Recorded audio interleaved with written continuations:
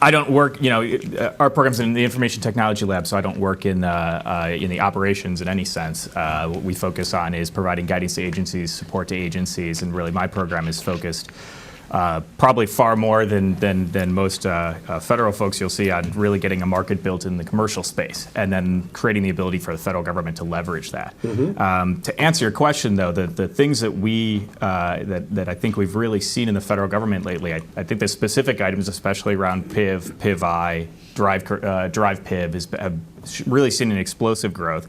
One other thing we see that Tom kind of alluded to, I think, is that it's actually about proving to ourselves just how much progress we can make.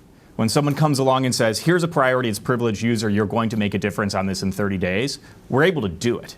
We have the know-how and the talent and the experience at this point to really make a difference. The difficulty sometimes is the resources and the prioritization. When you have 100 different priorities in an agency, it becomes hard to make 100% progress on any of them. Sure.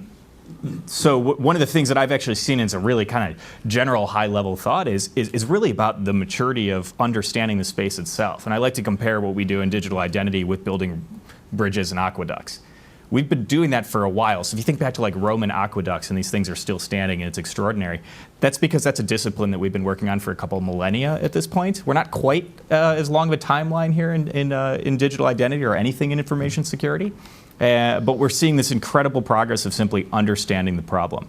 And we're trying to respond to that at NIST by going from, we used to have a lot of things with lots of informative language in our guidance, and we're really trying to move that towards more normative language, because the reality is, in agencies, in industry, people get this space a lot more than they did even a handful of years ago, and it makes a huge difference to implement.